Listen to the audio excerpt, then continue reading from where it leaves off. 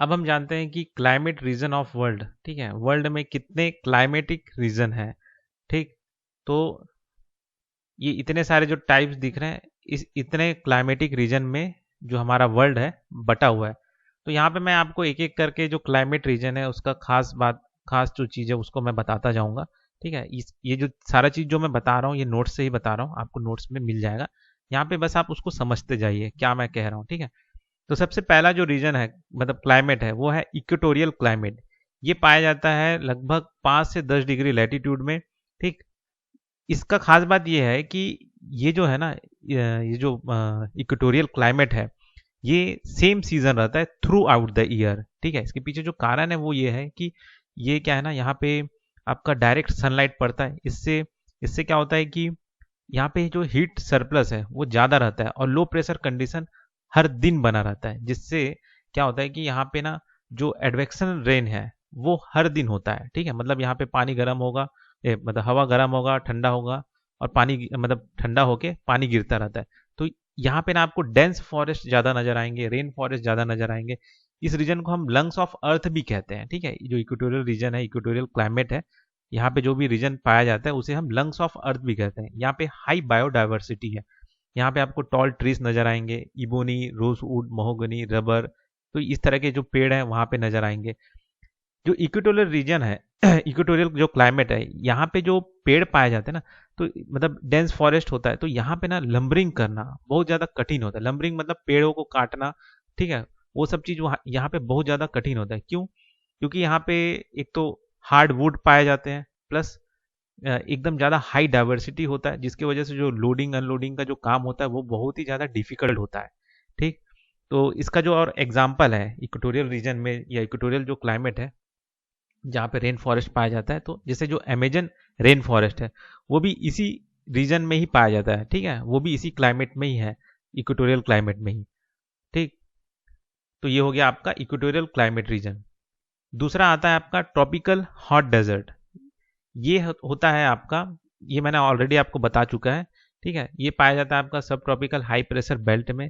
ठीक है, इसके बनने का जो कारण है मैंने आपको समझाया था कि जो कॉन्टिनेंट का जो वेस्टर्न एरिया है, कॉन्टिनेंट का जो वेस्टर्न रीजन है, ये उस जगह में ही पाया जाता है। इसके पीछे कारण क्या है कि जो विंड जो फ्लो होके आ रहा है, जिसे हम ऑफशोर ट्रेड विंड कहेंगे, वो क्या होता है कि यहाँ से अगर हवा आता है, मतलब ये समुद्र रीजन है, यहाँ से अगर हवा इधर साइड पे होता है तो ये ऑन शोर होता। ठीक है, हवा भी क्या हो रहा है जमीन से होते हुए इधर तक आ रहा है, तो ये ऑफ शोर ट्रेड विंड है। तो ये क्या होता है कि ना जितना भी पानी लेके ये जो विंड आया रहता है ना, वो इस रीजन में तो बारिश कर देता है, लेकिन यहाँ तक पहुंचते पहुंचते ये पूरा सूख जाता है। इसकी वजह से यहाँ पे बारिश नहीं होता। ठीक है, दूसरा कारण मैंने बताया था कि यहाँ पे आपका कोल्ड करंट बहता है, जो क्या करता है कि यहाँ पे जो थोड़ा बहुत मॉइस्चर भी रहता है ना उसको भी वो खींच लेता है, जिससे यहाँ पे जो ड्राइंग इफेक्ट है और ज़्यादा बढ़ जाता है। इसलिए आपने देखा होगा कि जो जितने भी कॉन्टिनेंट है उसके वेस्टर्न कोस्ट में आपको ज़्यादातर क्या बोलते हैं डेजर्ट मिलेंगे। एग्जाम्पल के लिए जैसे सहारा डेजर्ट, कालाहारी डेजर्ट। ठीक है, तो ये सब आता है ट्रॉपिकल हॉट डेजर्ट। ठीक, तो इसमें और क्या चीज़ है, अच्छा यहाँ पे बारिश बहुत कम होता है, उसके पीछे कारण मैंने बता दिया। अच्छा, यहाँ पे जो वेजिटेशन है उसे हम जेरोफाइटिक कहते हैं। जेरोफाइटिंग का मतलब होता है कि मतलब वो पौधे जो कि बहुत ही कम पानी में जीवित होते हैं। ठीक है, तो ये एक हो गया आपका क्लाइमेट, ट्रॉपिकल डेजर्ट वाला। उसके बाद आता है आपका कॉन्टिनेंटल डेजर्ट क्लाइमेट। ठीक है, तो ये जो क्लाइमेट है ये कैसा होता है, ये जो लार्ज लैंड है कॉन्टिनेंट का, उसके इंटीरियर में जो बड़ा सा जगह रहता है वो कहलाता है आपका कॉन्टिनेंटल डेजर्ट।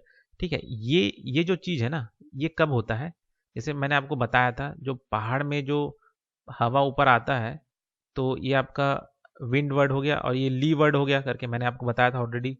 ये विंड वर्ड हो गया और ये ली वर्ड हो गया। तो ये जो हवा है जिसमें पानी था वो ठंडा होकर यहीं पे गिर जाता है, लेकिन इधर पे पूरा वो जो हवा है वो सूखा रहता है। ठीक है, तो इस रीजन में जो डेजर्ट बनता है, ठीक है, या मतलब हाँ, तो ये कहलाता है आपका कॉन्टिनेंटल डेजर्ट। ठीक है, कॉन्टिनेंटल डेजर्ट बनने का जो कारण है वो यही है कि उसके आगे ना पहाड़ रहता है, जो जो पानी वाला जो हवा रहता है उसको रोक देता है। ठीक है, और इस रीजन में आप देखेंगे तो यहाँ पे आपको सैंड ड्यून्स नहीं दिखेंगे, मतलब जो रेत का टीला वीला रहता है ना वो सब नहीं रहेगा, बस पत्थर ही पत्थर रहेगा, पूरा सूखा रहेगा। ठीक है, ये होता है। और ये जो है ये कहाँ पे पाया जाता है, जो कॉन्टिनेंटल डेजर्ट है ये पाया जाता है चाइना का जो गोबी डेजर्ट है, टकला मकान डेजर्ट है, वैसे साउथ अमेरिका में पैटागोनिया डेजर्ट है। तो ये सारे कॉन्टिनेंटल डेजर्ट हो गए। अब जानते हैं हम ट्रॉपिकल ग्रासलैंड को। ये क्या है? ठीक है, ट्रॉपिकल ग्रासलैंड को हम लोग कहते हैं, आप सवाना भी कहते हैं, और इसे पार्कलैंड टोपोग्राफी भी कहते हैं, और बिग गेम कंट्री भी कहते हैं। ठीक ठीक ये जो पाया जाता है, ये पाया जाता है रेन फॉरेस्ट और हॉट डेजर्ट के बीच में। ठीक, ट्रॉपिकल जो ग्रासलैंड होता है, यहाँ पे पानी मॉडरेट रेनफॉल होता है। ठीक है, एकदम ना ही ज्यादा पानी ना ही एकदम सूखा रहता है, ऐसा नहीं, है ना। और यहाँ पे आपको ज्यादातर बड़े बड़े घास नजर आएंगे, है ना, जिसे हम एलिफेंट ग्रास भी कहते हैं। यहाँ पे बड़े पेड़ आपको नजर नहीं आएंगे ट्रॉपिकल ग्रासलैंड में। यहाँ पे बड़े बड़े कार्निवोरस एनिमल आपको दिखेंगे। यहाँ पे एक पेड़ पाया जाता है जैसे अकाइका ट्री, जिसे हम लोग बॉब ट्री भी कहते हैं या बॉटल ट्री भी कहते हैं। ठीक है, मतलब ये सिमिलर है। अकाइका ट्री को बॉब ट्री नहीं कहते, वो अलग है। अकाइका ट्री मतलब बॉब ट्री के जैसा ही है, और बॉटल ट्री के जैसे, मतलब जिसका तना जो होता है बहुत मोटा होता है, पेड़ जो ऊपर का हिस्सा रहता है वो छोटा सा रहता है। ठीक है, और ये इस तरीके से नीचा मोटा सा रहता है। ठीक है, इसमें पूरा पानी रहता है। तो ये होता है आपका ट्रॉपिकल ग्रासलैंड का अकाइका ट्री। ठीक, अच्छा, ये चीज ट्रॉपिकल ग्रासलैंड को हम बिग गेम कंट्री क्यों कहते हैं? क्योंकि यहाँ पे ना जो हंटिंग है एनिमल का वो होता है। ठीक है, इसलिए इसे हम बिग गेम कंट्री भी कहते हैं। अब जानते हैं ये टेम्परेट ग्रासलैंड क्या होता है। ठीक है, टेम्परेट ग्रासलैंड को अलग अलग जगहों में अलग अलग नाम से भी बोला जाता है। जैसे जैसे नॉर्थ अमेरिका में पेरिस बोला जाता है, मतलब वो जो टेम्परेट वाला जो ग्रासलैंड रहता है, उस ग्रासलैंड को अलग अलग नामों से बोला जाता है। तो जैसे नॉर्थ अमेरिका में पेरिस कहा जाता है, प्रेरिस। ठीक है, साउथ अमेरिका में पंपास, सेंट्रल एशिया में स्टेपी, साउथ अफ्रीका में इसे वेल्डेट कहा जाता है, और ऑस्ट्रेलिया में डाउन्स कहा जाता है। ठीक, कूलर और वेटर रहता है ये सवाना से। ठीक है, सवाना जैसे ही है, यहाँ पे भी ग्रास लैंड है, लेकिन ये ठंडा रहता है आपका ट्रॉपिकल ग्रासलैंड से। ठीक है, यहाँ पे भी ग्रास ज़्यादा उगते हैं, ट्रीज नहीं है। ठीक है, जो ग्रास होते हैं वो बहुत ही ज़्यादा न्यूट्रिएंट होते हैं, इसलिए इस रीजन में आपको बहुत ज़्यादा एनिमल हस्बेंड्री नज़र आएगा। ठीक, एनिमल हस्बेंड्री होता है। ठीक, और यहाँ पे ट्रक फार्मिंग, हाई प्रोडक्टिविटी जो एग्रीकल्चर होता है यहाँ पे बहुत होता है, जैसे वीट, कॉटन, मेज कल्टीवेशन इस रीजन में आपको बहुत मिलेंगे। ठीक है, वैसे यूएसए में भी जो टेम्परेट ग्रासलैंड है वहाँ पे भी सबसे ज़्यादा वीट और मेज उगाए जाते हैं। ठीक, उसके बाद आता है आपका, अच्छा इसमें और कुछ कुछ चीज़ और है। जैसे एशिया में जो ये जो पाया जाता है उसे हम स्टेपी कहते हैं टेम्परेट ग्रासलैंड को।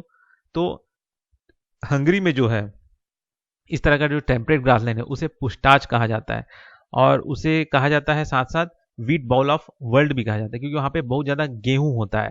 ठीक, और इसे ब्लैक अर्थ भी कहा जाता है। क्यों? क्योंकि इसका जो सॉइल है, इस रीजन में जो सॉइल पाया जाता है वो काला होता है। मैं एशिया का बात कर रहा हूँ ना, एशिया में जो टेम्परेट ग्रासलैंड वाला रीजन है जिसे स्टेपी कहा जाता है, मैं उसका बात कर रहा हूँ, है ना। फिर जो होता है साउथ अफ्रीका में जो पंपास करके कहते हैं, वहाँ पे लाइफ स्टॉक रेंचिंग ज़्यादा होता है। और जो ऑस्ट्रेलिया है जहाँ पे डाउन्स कहा जाता है इस टेम्परेट ग्रासलैंड को, वहाँ पे मीट और डेयरी का जो एक्सपोर्ट होता है वो ज़्यादा होता है, और सीप रियरिंग ये सब चीज़ यहाँ पे ज़्यादा होता है टेम्परेट ग्रासलैंड में। कहाँ पे? ऑस्ट्रेलिया में। अब जानते हैं ये ट्रॉपिकल मानसून क्या होता है। जो ये ट्रॉपिकल मानसून वाला जो क्लाइमेट है वो कहाँ कहाँ पाया जाता है? India, Thailand, Cambodia, Myanmar, Laos और वियतनाम में। ठीक है, और ऑस्ट्रेलिया का नॉर्दर्न जो टिप है वहां पे भी पाया जाता है।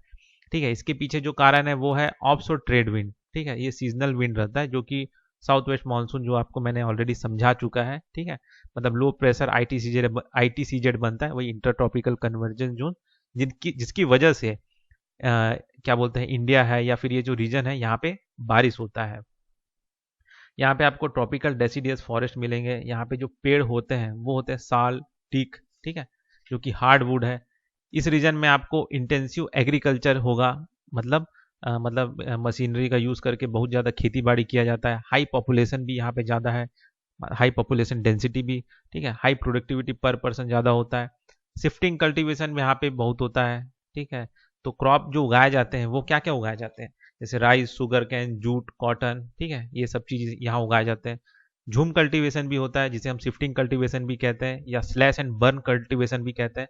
मतलब झूम कल्टीवेशन मतलब ये होता है कि कुछ रीजन में आज खेती किए, फिर कुछ समय बाद दूसरे रीजन में पेड़ को काट के जला के फिर वहाँ पे खेती किए। ठीक है, तो जो पेड़ को काट के जब जला देते हैं तो उससे पोटास निकलता है जो कि मिट्टी के लिए अच्छा होता है ना, उपजाऊ होता है। ज़्यादातर यहाँ पे आपको सेटल्ड एग्रीकल्चर मिलेगा, मतलब मोनोकल्चर प्लांटेशन ज़्यादा होता है, मतलब कि एक ही रीजन में जैसे रबड़ उगा रहे हैं या पाम ऑयल उगा रहे हैं, तो इस तरह का काम इस ट्रॉपिकल मानसून में होता है। ठीक। अच्छा, ये जो झूम कल्टीवेशन है इसके भी कई सारे नाम हैं, जिसका लिस्ट मैंने नोट्स में दे दिया है। जैसे मलेशिया में जो झूम कल्टीवेशन है या शिफ्टिंग कल्टीवेशन है उसे हम कहते हैं लुडांग, लडांग, है ना। म्यांमार में तोंगा, थाईलैंड में तमरई, फिलीपीन में कैनगिन, जावा में हुमा, श्रीलंका में चेन्ना और अफ्रीका में मिल्पा। ठीक है, ये सब है शिफ्टिंग कल्टीवेशन का अलग अलग नाम, इसको भी याद रख लीजिएगा क्योंकि कभी कभार ना जो प्री होता है ना, प्री एग्जाम में यूपीएससी के उसमें पूछा जाता है। अब जानते हैं हम मेडिटेरियन क्लाइमेट ये क्या होता है। तो ये जो मेडिटेरियन क्लाइमेट है ये वार्म टेम्परेट वेस्टर्न मार्जिन है। ठीक है, ये मतलब मेडिटेरियन सी के अराउंड में जो रीजन है वहाँ पे पाया जाता है। ठीक है, उस तरह का क्लाइमेट है। तो जैसे California, USA, central Chile, South Africa, South Australia, इन सब जगहों को हम कहते हैं आपका मेडिटेरियन क्लाइमेट। ठीक है, इसे हम और क्या नाम देते हैं, वार्म टेम्परेट वेस्टर्न मार्जिन भी कहते हैं। इसको याद रखिएगा, नोट्स में लिखा हुआ है, उसको देख लीजिएगा, है ना। तो यहाँ पे क्या होता है कि ठंडी के समय में यहाँ पे रेनफॉल होता है इस रीजन में। और गर्मी के समय में क्या होता है, यहाँ पे ऑफ और नॉर्थ ट्रेड विंड रहता है, मतलब यहाँ पे जो हवा चलता है ना उसमें रेन नहीं होता। लेकिन ठंडी का जो समय होता है उस समय रेन होता है, किसकी वजह से, वेस्टर्लीज, वो भी कौन सा, साउथ सब ट्रॉपिकल वेस्टर्ली जेट स्ट्रीम, जो कि मैंने ऑलरेडी आपको बता चुका था कि अटलांटिक रीजन में आपका साइक्लोन फॉर्म होता है, वही साइक्लोन को ढकेलते हुए आपका सब ट्रॉपिकल वेस्टर्ली जेट स्ट्रीम है खसकाते हुए लेके जाता है। ठीक है, फिर वही ब्लैक सी और कैस्पियन सी से मॉइस्चर लेते हुए इंडिया का जो नॉर्दर्न रीजन है वहां पे पानी गिराता है, जिसे हम वेस्टर्न डिस्टर्बेंस कहते हैं। ठीक है, तो ये जो क्लाइमेट है ये मेडिटेरियन क्लाइमेट है। ठीक है, तो ये हो गया आपका मेडिटेरियन क्लाइमेट। तो जो जो रीजन मैंने आपको बताया मेडिटेरियन क्लाइमेट जो है वो क्या है, सेंट्रल चिली, साउथ अफ्रीका। ठीक है। अच्छा, ये इंडिया का जो नॉर्थ रीजन है वो आपका क्या बोलते हैं, क्या वार्म टेम्परेट वेस्टर्न मार्जिन वाला क्लाइमेट नहीं है या मेडिटेरियन क्लाइमेट नहीं है ना। मैंने सब ट्रॉपिकल वेस्टर्ली जो जेट स्ट्रीम जो है उस रीजन में पानी गिराता है वो बस मैंने बताया। ठीक है, बाकी हाँ ढकेलते हुए ले जाता है इंडिया तक, वो चीज़ मैंने एक्स्ट्रा आपको बता दिया। अच्छा, यहाँ पे और क्या चीज़ है,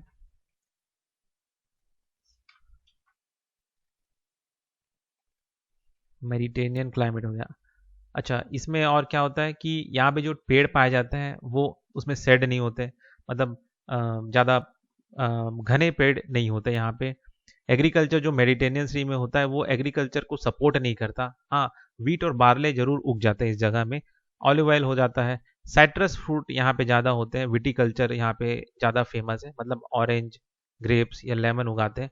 और इसी ग्रेप्स का मदद से इन लोग वाइन प्रोडक्शन सबसे ज़्यादा होता है इस रीजन में। ठीक है, जो मेडिटेरियन क्लाइमेट वाला रीजन है यहाँ पे। तो ये हो गया। अब जानते हैं ये जो चाइना टाइप क्लाइमेट है ये क्या है, इसे हम कहते हैं warm temperate eastern type climate. यहाँ पे हाई रेनफॉल होता है और टेम्परेचर जो होता है वो थोड़ा गर्म होता है, इंटेंसिव एग्रीकल्चर है। ठीक, और ये चाइना में पाया जाता है। यहाँ पे राइस कल्टीवेशन, मेज, मलबरी, चाय, ये सब चीज़ उगाया जाता है। जो ये ब्रिटेन टाइप एग्रीकल्चर है, ये ब्रिटेन टाइप क्लाइमेट है, ये क्या है, इसे हम कहते हैं cold temperate western margin type climate. ठीक है, यहाँ पे क्या होता है, मॉडरेट क्लाइमेट रहता है, मतलब गर्म गर्मी और ठंडा ठंडी, इस तरह से। यहाँ पे जो एनुअल रेंज टेम्परेचर होता है वो लो रहता है। ठीक है, एनुअल टेम्परेचर रेंज का मतलब क्या होता है कि भाई साल में जो सबसे गर्म दिन है और जो सबसे ठंडा दिन है उसके बीच में कितना डिफरेंस है, तो वो बहुत लो रहता है, मतलब लगभग यहाँ पे एक ही टाइप का ही टेम्परेचर लगभग रहता है। ठीक है, ये रहने के लिए सबसे अच्छा जगह है, ये चीज़ बोला जाता है ह्यूमन हैबिटेशन के लिए बेस्ट है। और क्या चीज़ है यहाँ पे, टेम्परेट साइक्लोन की वजह से यहाँ पे रेनफॉल होता है, टॉल ट्रीज यहाँ पे मिलते हैं जहाँ पे जो कि अच्छे घने पेड़ होते हैं। एग्रीकल्चर गार्डनिंग यहाँ पे अच्छा होता है, जो फ्रूट्स और वेजिटेबल है वो इस तरह के क्लाइमेट को सपोर्ट करते हैं, तो यहाँ पे ये चीज़ ज़्यादा होता है। ठीक है, अब जानते हैं ये जो लॉरेशियन टाइप क्लाइमेट है ये क्या है। लॉरेशियन टाइप क्लाइमेट है, इसे हम कहते हैं कोल्ड टेम्परेट ईस्टर्न मार्जिन भी कहते हैं, cool temperate eastern margin climate. ये जो पाया जाता है ये पाया जाता है आपका चाइना, रसिया और जापान में। यहाँ पे क्या होता है कि जो रेनफॉल होता है वो थ्रू आउट द ईयर होता है, मतलब पूरे साल भर होता है। यहाँ पे आपको कोनीफेरस फॉरेस्ट भी मिलेंगे, एग्रीकल्चर जो यहाँ पे होता है वो होता है आपका पोटैटो, ओट, बार्ले, सोयाबीन, एप्पल फार्मिंग, ये सब होता है। ठीक। टाइगा, ये जो क्लाइमेट है ये साउथ हेमिस्फीयर में नहीं है। ठीक है, इसको याद रखिएगा। रसिया और कनाडा में ये जो क्लाइमेट है ये पाया जाता है। ये वेरी कोल्ड विंटर है, समर थोड़ा वार्म रहता है। यहाँ पे जो रेनफॉल होता है, ये क्या बोलते हैं, यहाँ पे जो टेम्परेचर है, एनुअल टेम्परेचर, वो वेरी हाई रेंज का होता है। मतलब बहुत, मतलब ये high range, high temperature range मतलब जो सबसे ज़्यादा टेम्परेचर वाला है और जो सबसे कम टेम्परेचर है उसके बीच में जो डिफरेंस है वो ज़्यादा हाई रहता है इस रीजन में। ठीक है। रेनफॉल तो थ्रू आउट द ईयर होता है, पूरे साल भर यहाँ पानी गिरता है। टेम्परेट साइक्लोन यहाँ पे आते हैं। एवरग्रीन कोनिफेरस फॉरेस्ट है यहाँ पे। ठीक है। यहाँ पे जो एनिमल पाए जाते हैं वो फर वाले जो एनिमल होते हैं ना, वो ज़्यादा यहाँ पे पाए जाते हैं। ठीक। फिर आता है आपका तुंद्रा क्लाइमेट। ठीक है, ये होता है आपका, ये आपका आर्टिक रीजन में पाया जाता है, या पोलर जो क्लाइमेटिक रीजन है उस जगह में पाया जाता है ये जो तुंद्रा क्लाइमेट है। यहाँ क्या होता है कि यहाँ 6 महीना रात रहता है, और जो 6 महीना है वो दिन रहता है ना। और समर जो है, समर सीजन जो होता है वो बहुत ही छोटा होता है और बहुत ठंडा होता है। ठीक है, ये चीज़ याद रखिएगा, समर में भी वहाँ ठंडी रहता है इस तुंद्रा क्लाइमेट में। तो ये हो गया आपका क्लाइमेटिक रीजन ऑफ वर्ल्ड।